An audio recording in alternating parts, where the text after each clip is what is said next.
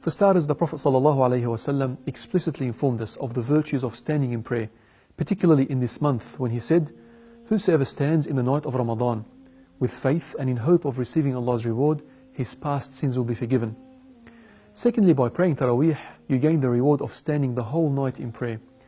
The Prophet ﷺ is reported to have said, "Whosoever stands praying with the Imam until he is finished, it is recorded for him that he prayed the whole entire night."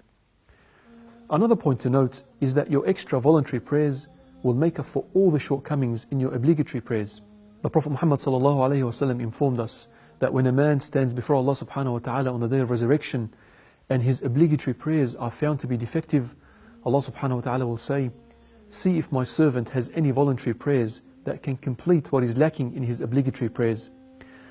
We should never look at the salah as a burden or a chore. The reality is Allah subhanahu wa ta'ala gains no benefit from our prayers. We are the ones that benefit.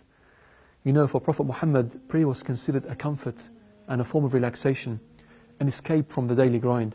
He used to tell Bilal the mu'adhin, "Arihna biha ya Bilal," call for the prayer so that we can pray and feel at ease. Lastly, the reality is that our prayers are the most important aspect of our lives. And this is exactly how the Prophet and the companions understood it. In fact, one of the final statements of our beloved Prophet Muhammad ﷺ before he passed away was, "Allah Allah fi salah," the prayer, advising the ummah not to neglect the salah, this pillar of our deen. Likewise, with the great companion Umar ibn Khattab radiyallahu anhu, after he was stabbed in the Fajr salah, and as he lay upon the pangs of death, coming in and out of consciousness, his major concern was not the fact that he was only moments away from death, but rather whether or not the people had completed their prayer. He would say, "Asalla nas, have people completed their prayer?"